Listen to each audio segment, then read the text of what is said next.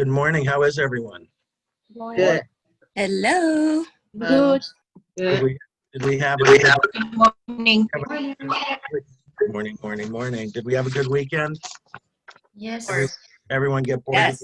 Everyone get bored with the Super Bowl Yes. Lord. as usual? Yes. Okay, so we're going to be a third of the way done today, and we're going to talk about working with sellers. Because as I said, when you talk to your broker or your management, everyone's always telling you to go out there and get a listing, get your sign up, make it happen. For me, I'm a member of the Lowest Hanging Fruit Society. And by that, I mean buyers are out there in droves. And when inventory is low, buyers are more aggressive. Buyers will go over, you'll get into multiples, they'll be more motivated, they'll push you harder to get a deal. One of the things that you always have to remember is don't watch those TV shows, don't read those books, okay? They don't work. They don't. I mean, I know some of you guys, you watch those $1 million listing shows from wherever they are. I'm just amazed at how those guys go on listing appointments and don't go with a listing presentation. So when you're out there, remember this, your seller is going to tell you that he has the most amazing home, different, unique, the best on the street than anyone else has. Okay, Danny's laughing. Danny's smiling at me on that one, I can see. And remember that. I've gone on many, many listing appointments, and the seller will tell you, mine's the best. I have the best house on the street. I have the most unique house. When they use the word unique, take a deep breath. Okay, because unique is going to mean some crazy, crazy things. Okay, you'll get your seller to say, hey, my house is across the street from Stevie Wonder. Okay, what does that mean? And I had a listing once where that's what he tried to sell me on and thought it was worth $500,000 more than everyone else's. So you're going to hear a lot of different things. It's going to be up to you to make sure that you can guide your seller on true market value for him. Okay, because that's the bottom line. Okay, you're the one that's going to help them. Every seller thinks their home is worth to here, up on top here, versus what it is. Okay, and the comps don't lie. Okay, and the way that the business truly works. Now, when the market crashed, and we had apples and oranges, and that I mean, straight sales versus distressed sales, whether it was a foreclosure or a short sale.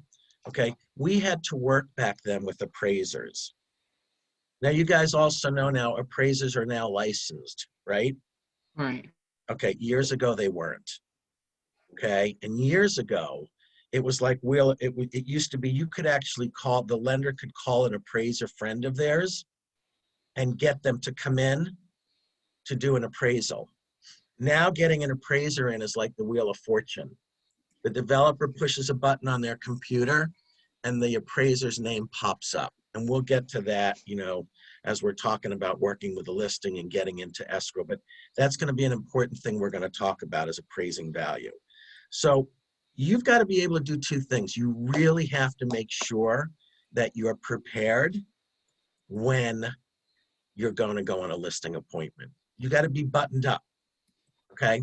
And whether you're at Keller Williams or Berkshire or Rodeo or Remax or anyone else that's out there, it's really all about you. The company that we work for, Keller Williams, they're going to give you great marketing materials. But when it's all said and done, a seller is going to list with you because of you. Not because of a fancy presentation, not because of some fancy book you're going to leave behind. A seller is going to list with you because you're the one that's going to convince them that you're believable, that you can get the job done, and you can get them. And this is important to remember. You're going to get the seller the highest price in the shortest amount of time. You think will everyone agree with that statement? Highest price, shortest amount of time?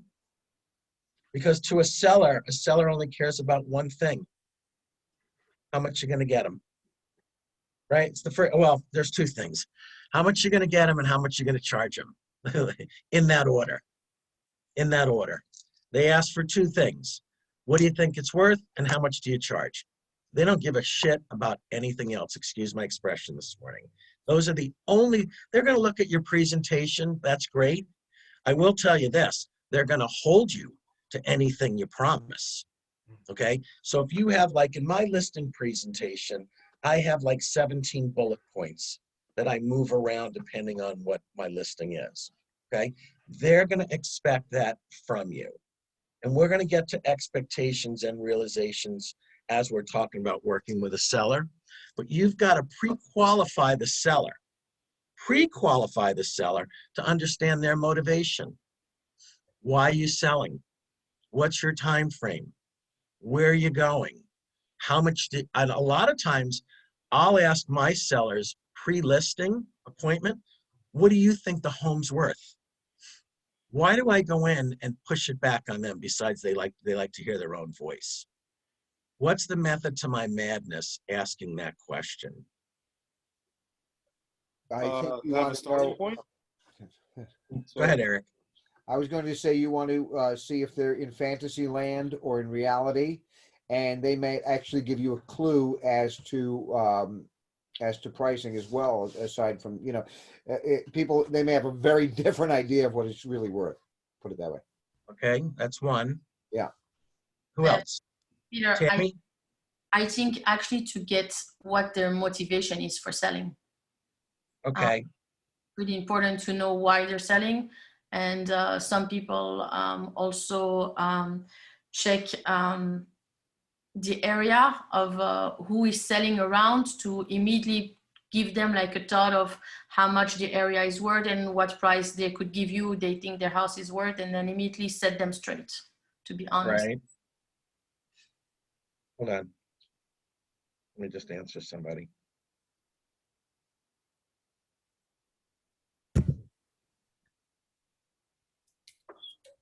Okay, who else? Hey Peter, it's Derek. Hey, Derek. Wouldn't that wouldn't that help you kind of then? Are you somewhat judging them to see where their kind of common sense factor is, and then you can kind of go either way on if they're too high, you're going to help explain the rationale of having to come down a bit, or if they're kind of undermining the value, you might be, hey, you guys could go a little higher. And I feel like it's more of a question to kind of gauge who you're dealing with. As well How about as you hit the nail on the head, Derek. You hit the nail on the head. You call it common sense. I call it reality. Are they realistic? Right? I mean, Right. if you're going in and you know beforehand, because you've done like a bunch of comps, you know, when you're looking at that, and all of a sudden, let's just say the seller says, well, I've looked on Zillow and Realtor.com and Redfin, and they say, you know, I think it's worth $1 million. Yeah. And then you're looking going, I don't see it above $899. Show me what you're looking at. Well, my house is bigger and better. My house is unique. My house is special. Okay. I've never heard of a seller going, their house is for crap. You just don't. You never hear that. So that was good, Derek. You focused in on the right thing. Common sense, but it's reality versus, you know, fantasy. So you're spot on. Does it kind of touch on what you said last time with where you said, well, you have to kind of become a chameleon in a sense, where that's your first point of contact to realize, like, are these people sensible? Are they nut jobs? Are they what have you? And then that will kind of lead your selling tactic, or Yep. a Yep. bit of that too. Well, that's where you have to go in and do your sales pitch then. You know, I try and go in Right. with, you know, if they have actual photos, or, you know, if they say, well, you know, we bought the house 3 years ago, we've done a lot of work. Well, I'm looking at the photos in the MLS from 3 years ago. What have you done? So that way you can go in prepared, because when you pull comps, okay, and they say, oh, it's completely redone. Well, yeah, we just forgot to tell you it's been completely redone in 1986. 37.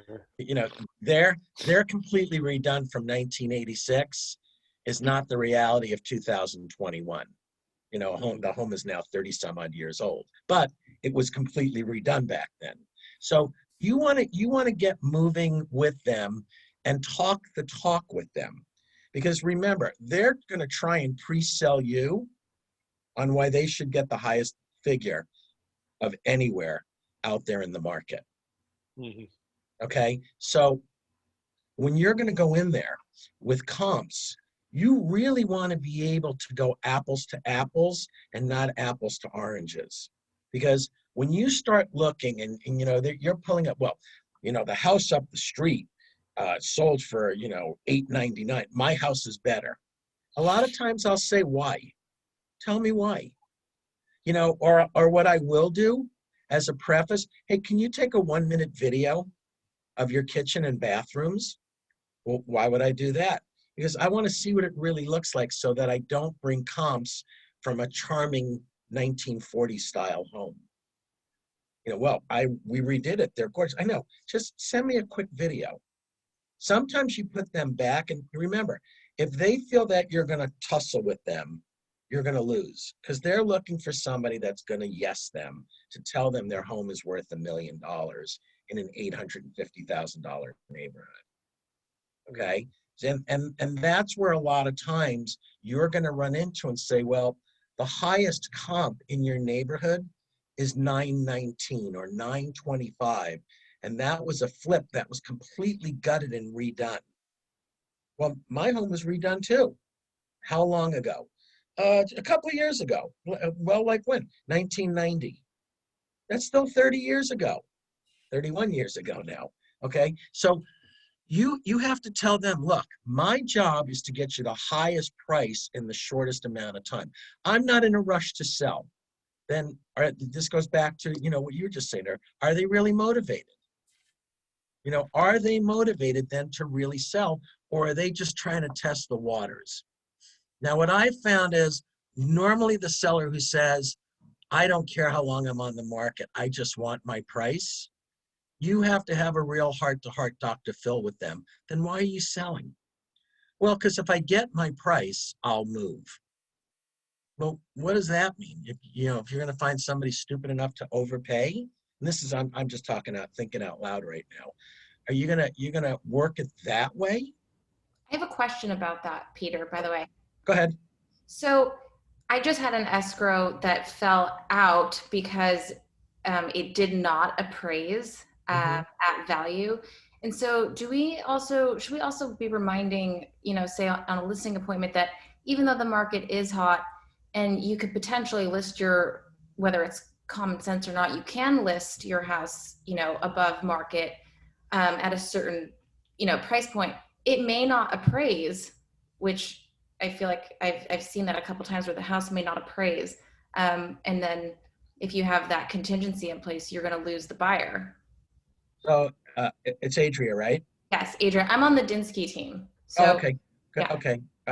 How's Brandon, by the way? He's doing really well. I just spoke Good. with him this morning. Yeah. Okay, say hi for me. Can I ask you that without, you know, what were you in escrow for, or are in escrow for? So it was a small escrow, and it was out in Joshua Tree, 29 Palms area. And it was $230. Okay, and what did it appraise for? It appraised for 200. It was a VA Yep. loan. And apparently it had been in escrow a few times prior. And so the previous buyers had walked away because they had to move. That was what the listing agent told me, who also happened to be the seller of the resident of the home was also the listing agent. Okay. And in the previous escrow, it had actually appraised at value. And then when my appraiser went out, I was told that it had deferred maintenance, even though I had already had inspectors go out, and we did see that we did need some requests for repairs, and we were in the middle of negotiating that. And then the home did not it appraised 30,000 less when the previous appraisal appraised at value? Okay, let me tell you what I'm going through right now. That's a good one. So I have 8 brand new small lot homes in Studio City on Tahunga. And the home out in front on Tahunga, I sold for $1,249,000. Not bad, okay? Then the other interior homes weren't selling, so the developer knocked one of them down to $999,000. And I had like 9 offers on it in like an hour. And we sold it and we closed at $999,000.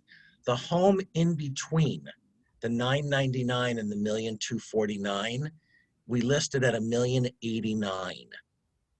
And I said to the developer, how can we charge a home $90,000 more and it's an interior home? I get the $1,249,000 on the street because it's a bigger home, it's got a front area. And he said, I don't care. Let's just see what we can do. And I put it in escrow and it came back appraised at $1,025,000. Okay, so we're $60,000 off, $64,000 off. Right. Okay. We came back at $1,079,000 and the buyer accepted it. Okay, now I'm hoping to close it because that will help my other cop on the home across from it. Right. You run the risk with appraisers, and this is one of the things I'm going into. So I don't want to blow what we're going to talk about coming up, but I get where you're at. Okay, and buyers have 3 choices. They can cancel, they can try and meet in the middle, or they can take some kind of compromise, which the buyer did with my developer. Right. But- We had to cancel because the listing agent happened to be the resident of the property. Okay, right. And also knew, he was like, well, I'm just going to list it higher the next time because I know that the previous appraisal was correct, and was just hoping that they'd get a different, they would get a different appraiser, and it was a fluke. So I lost that one, which is okay. It was a learning experience. Right. The part of the problem also is appraisers are lazy. If they have to now you're saying that was out in Joshua Tree, which is all the way out in Riverside, right? Right. Okay. Sometimes appraisers, when they are on this Wheel of Fortune and they get hit up, come from Bakersfield or Orange County or even San Diego. And then when they arrive at the property, they're in a crappy mood because they've sat in traffic for 2 hours. They don't understand the market. Okay. Like for instance, this appraiser who underpriced this home drove down from Bakersfield and got stuck in traffic. So Right. he was in the worst mood when he showed up. And as a listing agent, I bring my comps because I validate how I got to my listing price, right? He goes, I don't need these. He goes, what, are you telling me I don't know my job? So I knew going in that was going to be a problem. All right. Now, I'm hoping that the buyer stays in on this deal because I don't want to have to start over because I still think I'm going to have an appraisal problem going forward. But let me just continue to segue moving forward. You've got to position yourself as an expert. Whatever you go in on that listing appointment with a price that you want to list the property, you have to sell it. You have to tell that seller why. Now, this is one of the few times that I make it personal. Well, I make a lot of things personal, but when it comes to my pocketbook, why are you laughing at me, Lynette? You're muted. Why are you laughing right now? You're muted, Lynette, so you're getting away with it. I got you. All right, thank you. Here's the thing, okay? I do tell sellers, look, if I would love to get you $1 million too, because I make more money. Right. And that's the one time I do really mention commissions in my pocket, because that is the truth. The higher you get a price for somebody, the more you make. And I've said it before, we don't work for free, okay? But you're gonna win the listing, but remember this, guys. You're gonna be the one who's gonna set the tone. Don't allow the seller to set the tone of the meeting. Don't, okay?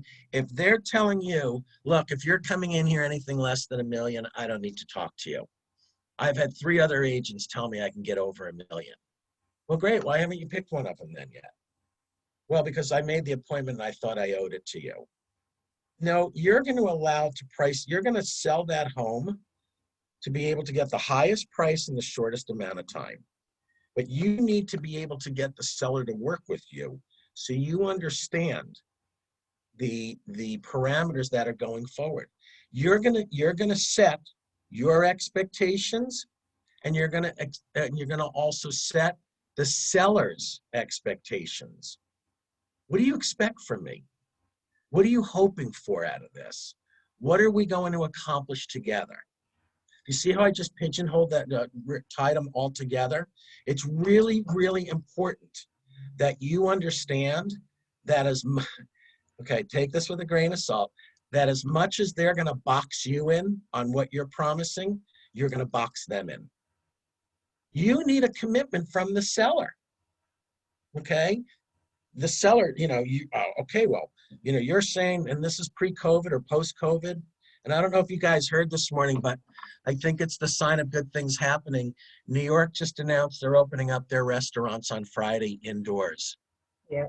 Which means that Newsom is going to do the same thing, especially now that he's only 40,000 votes away from the recall number. So you're going to see a lot of things happen. Dan was just in my office. Fingers crossed, we're thinking April for open houses. Amazing. So keep your ears open, start to listen, that would be amazing. Yeah, let's keep our fingers crossed, but if in fact they come out and they start with 25 or 50% indoor dining, everyone's starting to feel that open houses will just be around the corner. Okay? Hey, Peter, I Yeah. seen an open house this weekend in Reseda. Yeah. No, you saw one or you sat one? Oh, it was an open house next door to my brother's house. Yeah, it was actually an open house. It was an actual open house, or were they by appointment only? No, people were going in and out. Okay, we're not supposed to be open. That's an I didn't think so. Yeah, I'm that's like, an wow. absolute violation of the DRE and of the state mandate right now. So I don't know who that agent was. Caldwell Banker. Let me cut you It on was that, Caldwell Banker. if you don't Wow. mind. Okay. So so let's keep moving on, because remember, your word is your everything when you're dealing with the seller. Okay? If you promise the seller something, you have to deliver. Because if you don't deliver on what you've put in your proposal, why is he to believe you on anything else? Hey, can I ask a quick question? Of course. Just in dealing with the pricing, so after you've done your comps and you come up with a decent price, do you undercut it a little to hope to get more offers? Do you hit it right on the nail? Do you go a little above? What do you typically do? I'm aggressive, Mark. So I like to go a little higher because you can always come down.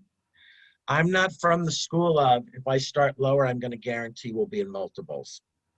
Because if you convince them to come in a little lower and you only get one offer the very first day you're on the market, you're going to be in trouble. Because that seller's going to say to you, you told me we were going to get multiples and you didn't. Okay, so that's another thing where you got to watch what you're saying. And you have to be very sure of it. You can always come down in price, but it's very hard to go up. And even sometimes if you're in multiples, you're not going to be guaranteeing that you're going to get over list price. Sometimes you might just get on that the situation where they're like, look, if I don't, I'm not taking that price. Well, but it's full price. I know, but you told me we'd get more. By listing at this, you told me we would go in for higher pricing.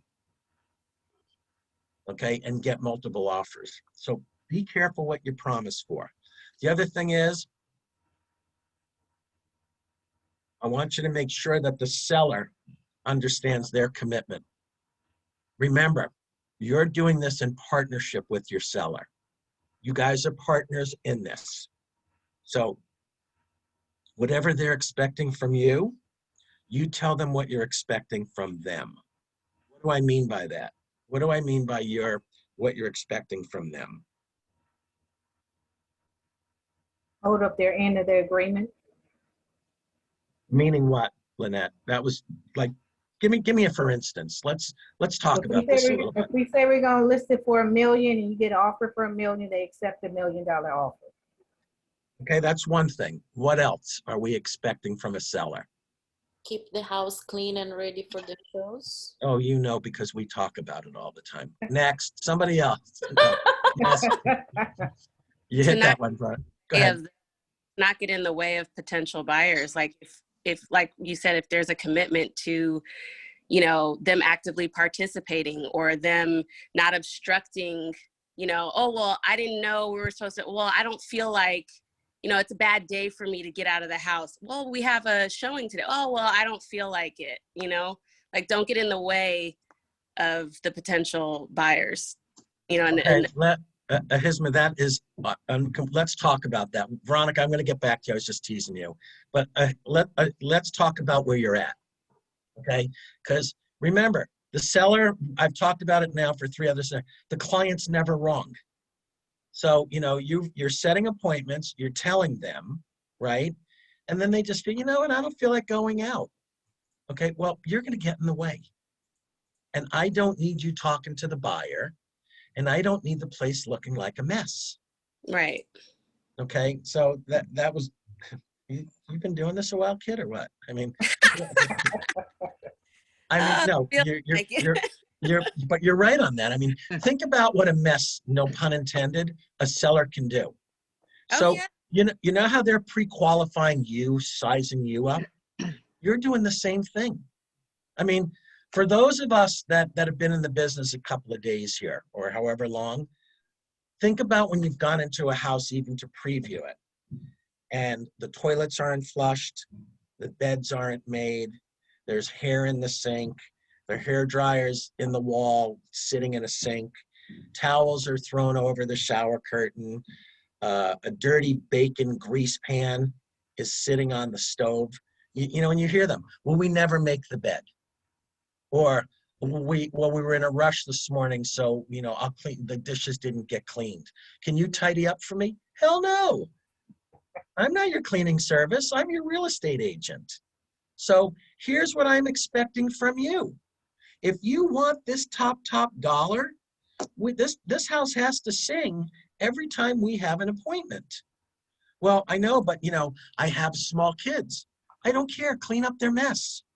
Because buyers will come in and they will look with their eyes and say, if they're this messy doing this, how bad can it be with deferred maintenance? If they can't make up their bed or they can't clean the dishes, right? I mean, what's worse than when you walk into a house for 1 o'clock showing and the breakfast food is still all on the table? Forget about dirty dishes in the sink. They've just left them on the table. But it's also too, like within that statement, it's also because just like when you go to a restaurant and you see a plate of food, if the presentation looks crazy, you don't really care how the food tastes. It could taste amazing, but if it looks like trash, you're not going to want to eat it. Same with the house. Like if you go in, if a buyer goes into a house, they don't care if the house is a great house in a great neighborhood, in a great school district. If it looks like crap inside, they're going to be like, that's why people stage, is so that people can imagine themselves living there. You know, so it has to be, people have to actively participate in the listing. The seller has to actively participate in getting things done and keeping things moving. Yeah. Yep. Peter, I Yep. have a question. Go ahead, Tammy. It's not about the cleanliness or tightness of the house, but what happens when you see the seller is actually hesitating to go with you? Imagine like you don't know if he has other people, actually other agents, other companies coming. What would you think like would be like a trigger question, like to say, hey, like what does it take to go with me? Like sometimes I feel like obviously it's their choice and it's their right to check with other people, but I feel like sometimes, you know, we need to go and be a little bit more aggressive. It's because you don't want to promise something you can't keep. Right. I don't like to say, hey, like let's go like with a low starting point and let's see if we can get multiple offers. I don't like that either because it's kind of promising like, hey, we're gonna get it better, because sometimes it doesn't.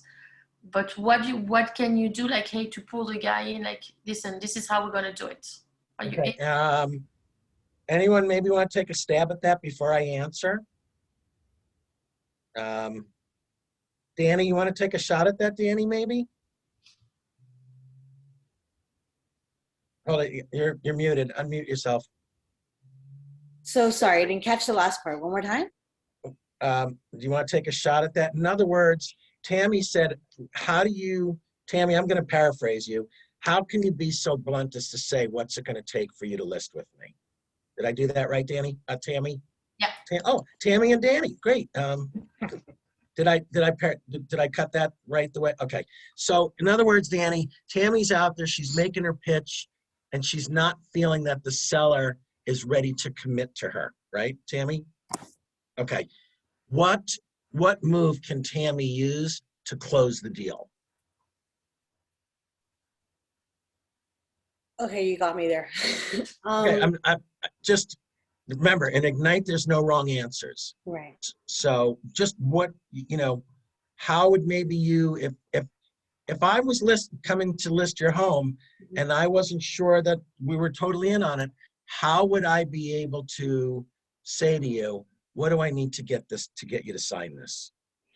Well, first of all, you've already told your client why they should choose you over anybody else, right?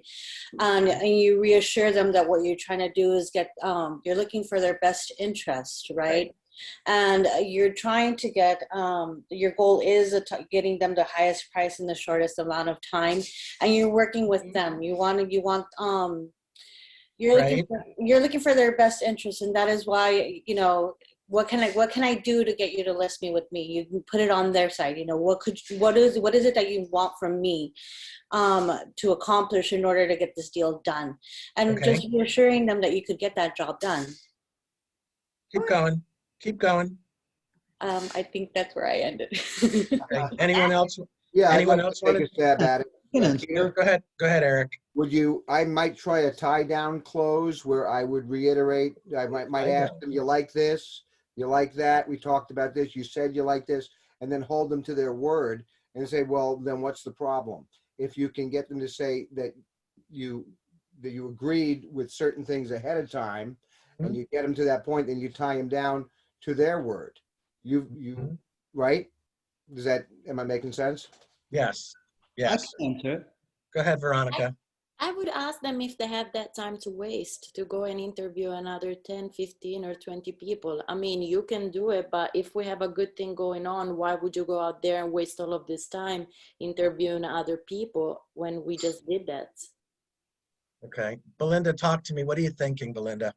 I would first of all ask for the listing. You got to ask because you don't know. They haven't told you no yet. So just ask for the listing first. If you don't ask, you don't get. Right. If you don't ask, you don't get. Thank you, Belinda. If you don't ask, you don't get. Okay? But to preface that, to start it, get the seller talking. Remember, they have diarrhea of the mouth.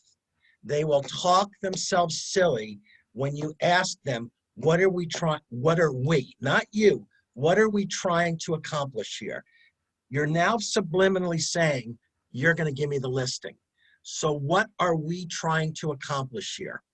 Okay? What do you want to do about it? Then you can just very nicely segue into, what are you looking for in an agent?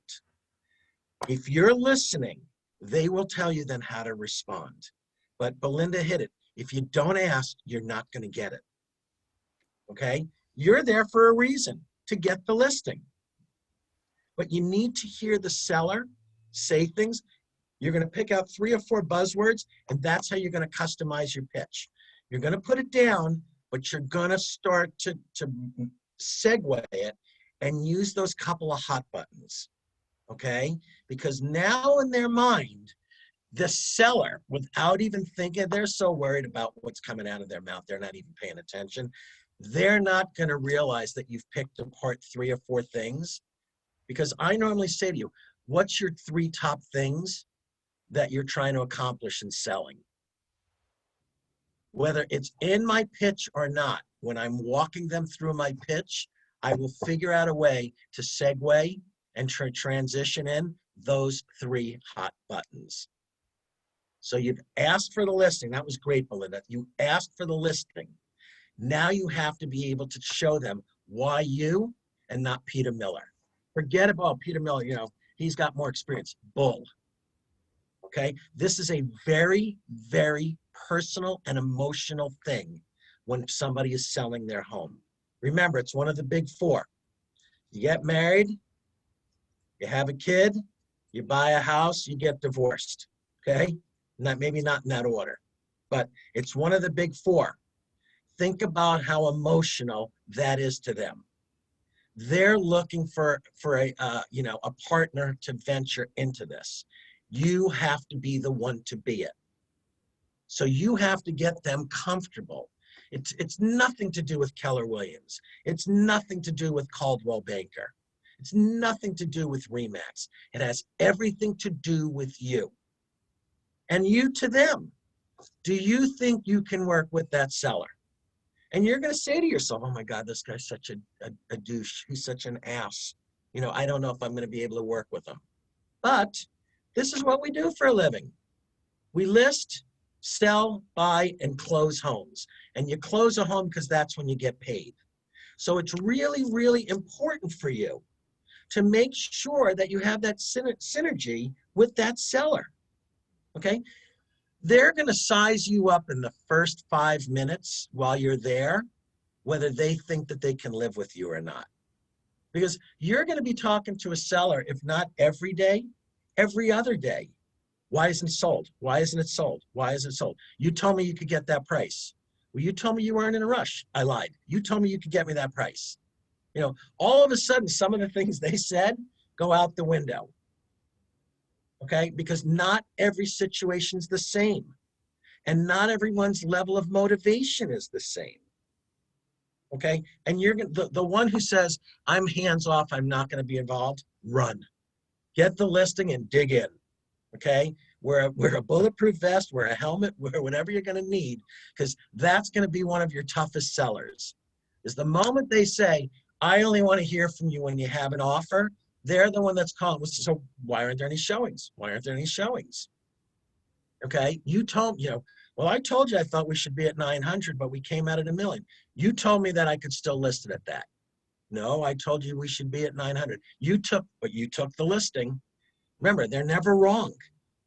They're going to combat you because now all of a sudden you're in essence saying, I told you so. Okay, and they're going to want to be able to see what the difference is. And it's all about, why should I hire Mark Parrish or Nancy Martin, okay? Or Derek, who's a great guy. He's a great guy. Why should I hire him? Put your hand, it was good.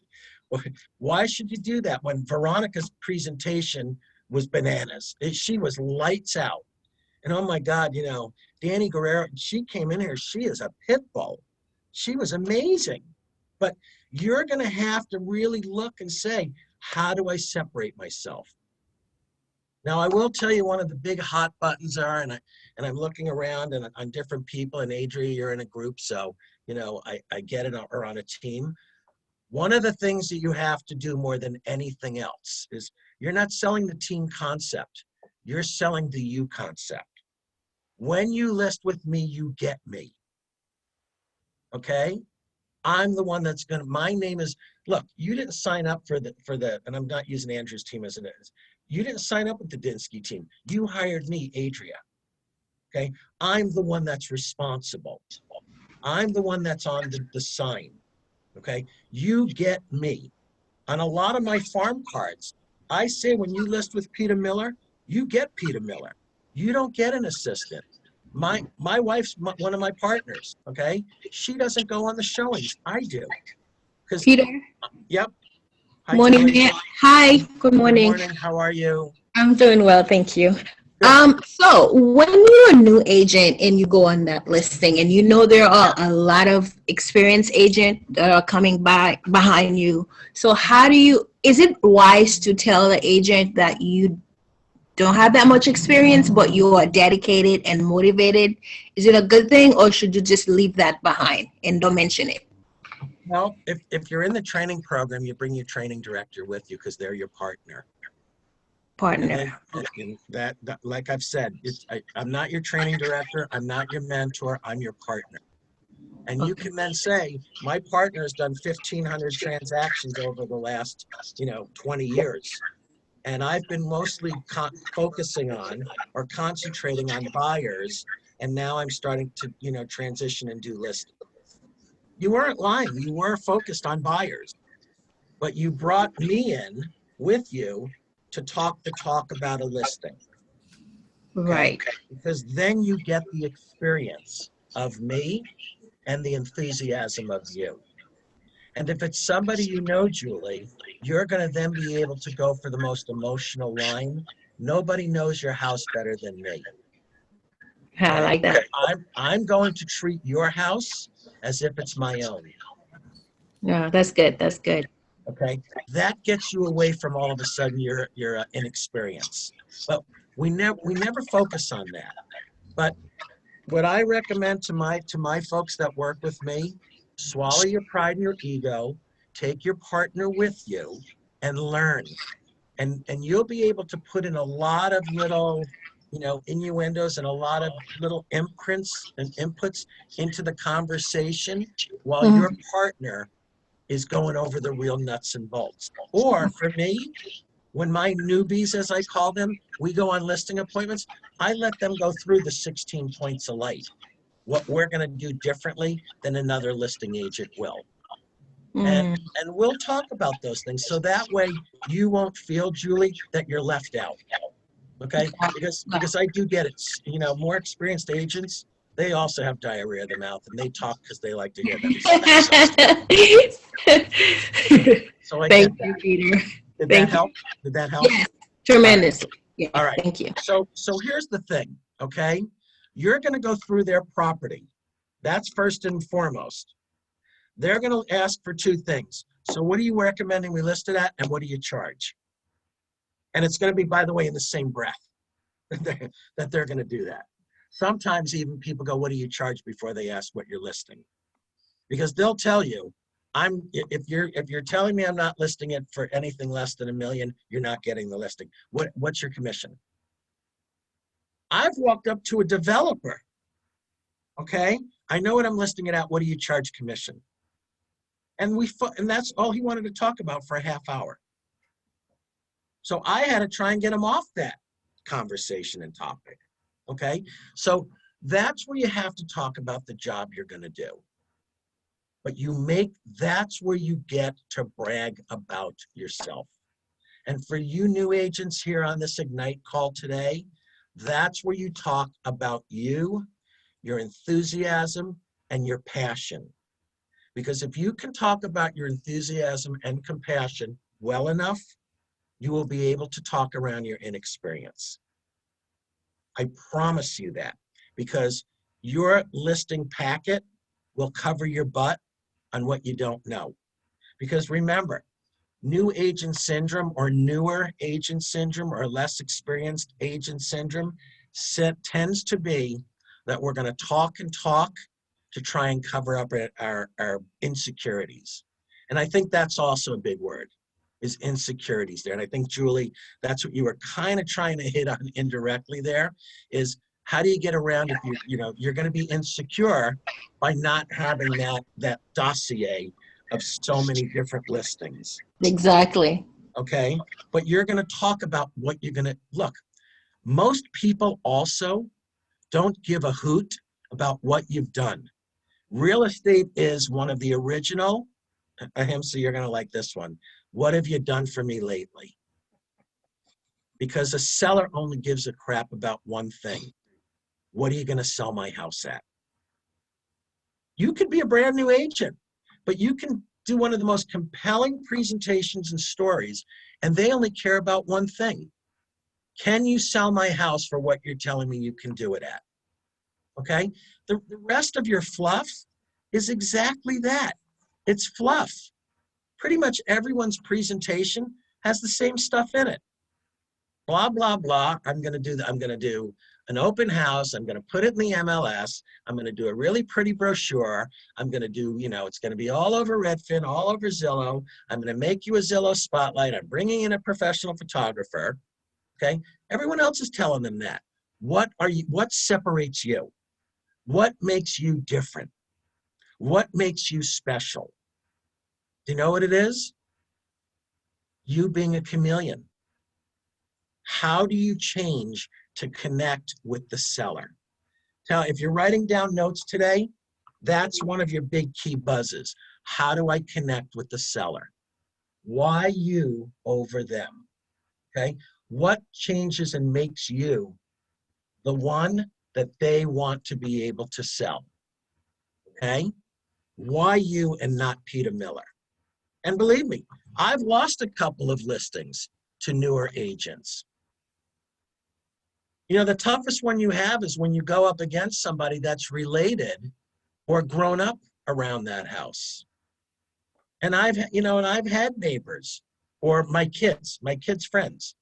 Okay, I think I've mentioned this. My younger daughter's now a senior at Chapman. My older one's graduated. But when I get calls from people in our neighborhood, I'll say to them, hey, we're going to move. We're downsizing. Have you done anything to the house since the last time I was in it? No. So I say to them, look, you can talk to these guys or that guys. I know they also farm the neighborhood. They don't know your house like I do. Now here comes your big line. You're family to me. Oh God, they start crying. They do. You have them eating out of your hand. All of a sudden, look, you've made it personal. It's not just selling brick and mortar. I remember when McKenna, she had her bat mitzvah and we were all in your backyard and such jumped in the pool. Oh my God, that's hysterical. One of the greatest. Now you get them talking about themselves again and they start talking about the history of their home. What other agent can compare to that?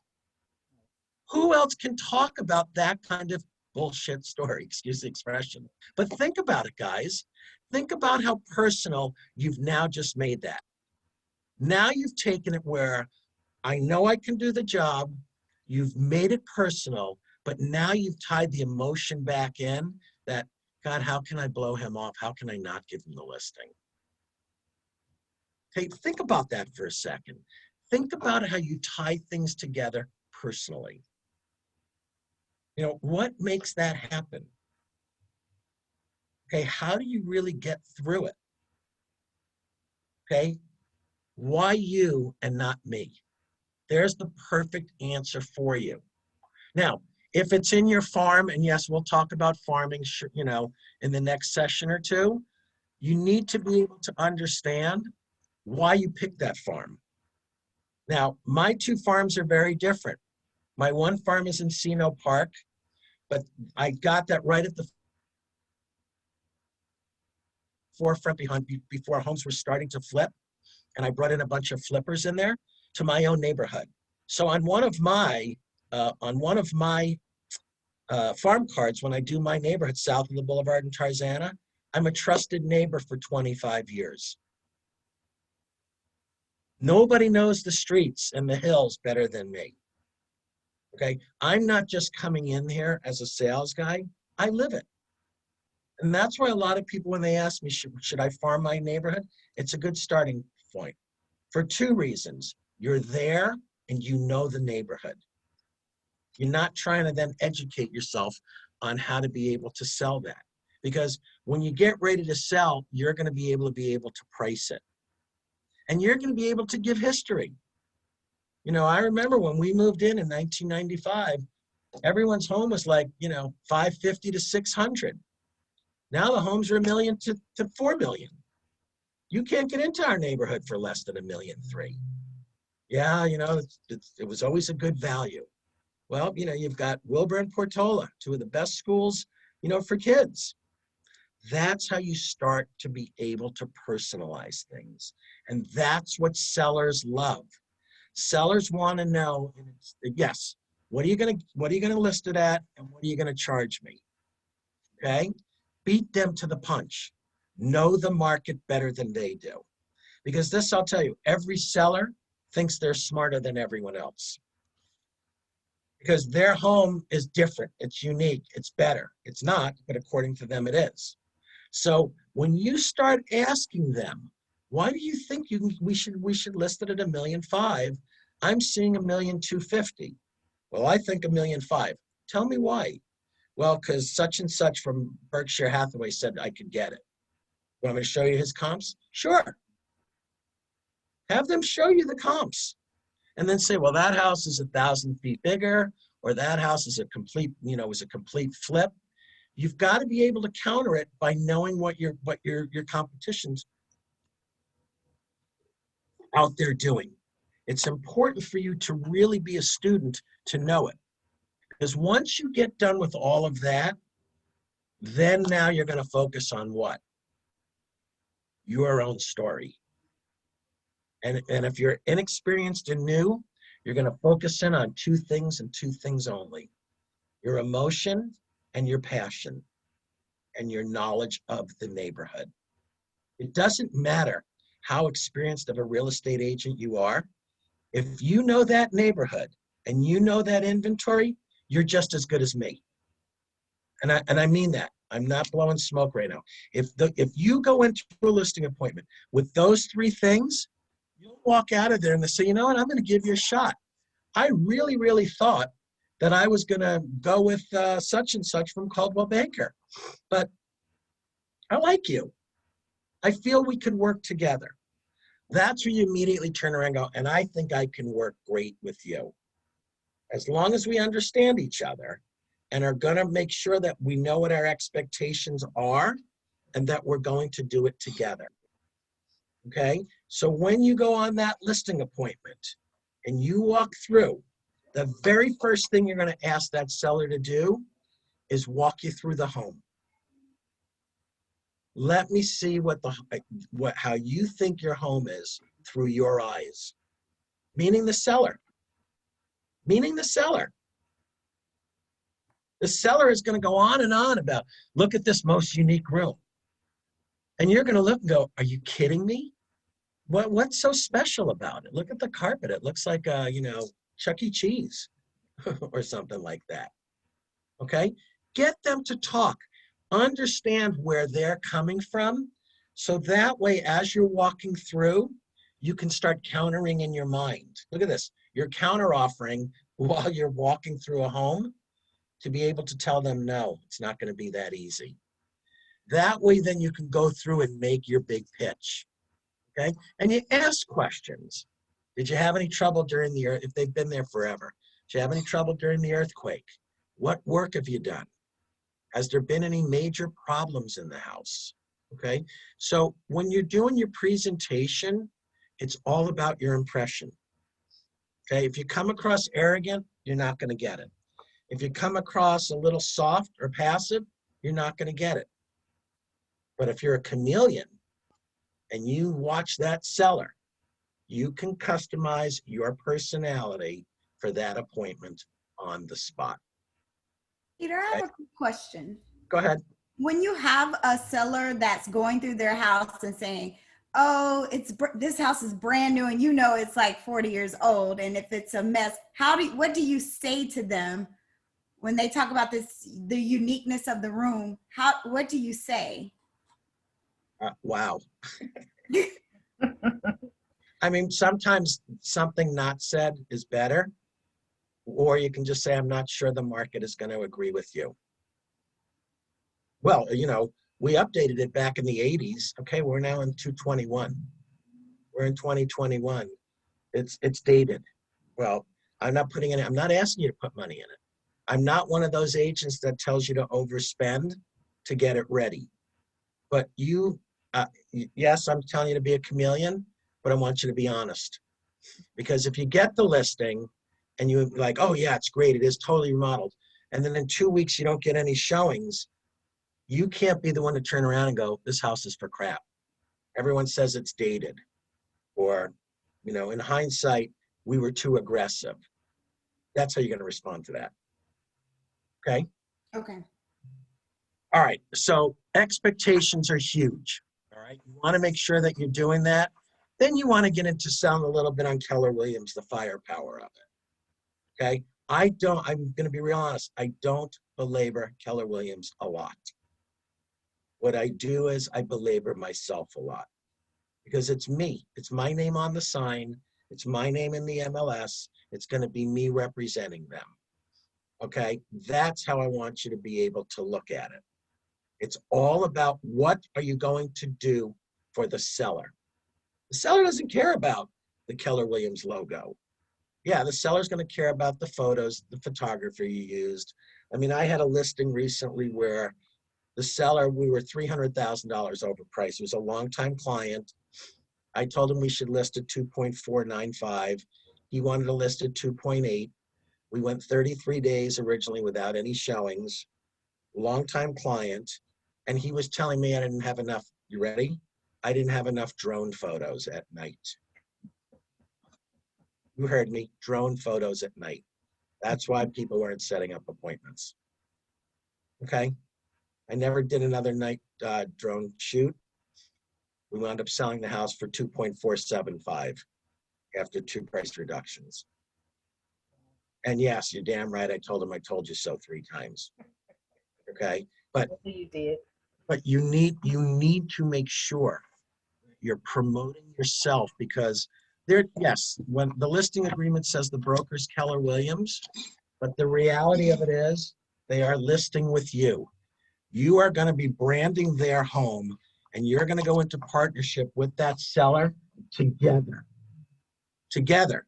It's you and the seller together. Okay? So that's how I need you to be able to operate that way. Questions? We had some really good questions today. Tammy, you were great. Julie, Danny, that was spot on. Belinda, Hesma, thank you so much. Veronica, you got lucky on that one, but I'll let you slide on it.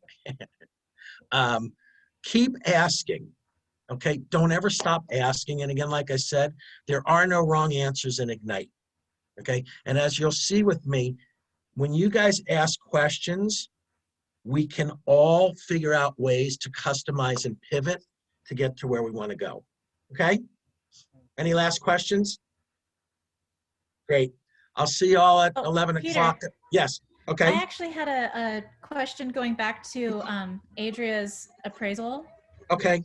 So I didn't know that if an appraisal comes in too low, how does the deal potentially fall through from that? Because if the seller doesn't compromise or come down, the buyer can back out. It's a contingency. Oh, I see. The buyer won't overpay for a product that doesn't value. So we put it on the market for however much they may put in a bid over, and if the appraisal comes under, that's what changes it? Three options. You either come down in price, you meet somewhere in the middle, hopefully, or the seller just says no and the buyer goes through with it. And depending on if the lender requires more money down, the deal goes through. But the buyer determines it because there is an appraisal contingency 9 out of 10 times in place. Okay. Okay, cool. Thank you. Peter, also, isn't it that like if a buyer is not paying all cash and they have to get financing, if the home doesn't appraise, they won't be able to get financing for? No, it depends on the lender. The lender will determine that. Sometimes they'll ask for the difference. If there's like a $50,000 difference between the purchase price and the appraised price, the lender will say you need to bring in the difference or 10,000 more, or don't worry about it. We're still good because you're bringing in enough money down. Okay. So the lender will determine that, Ahisma, how we want to do it. Okay. Okay. All right, guys. I'll see everyone. Hi, Peter. You have a question? Nope. Okay. I'll see everyone at 11 o'clock on Wednesday. Okay. Thank you. Thank you.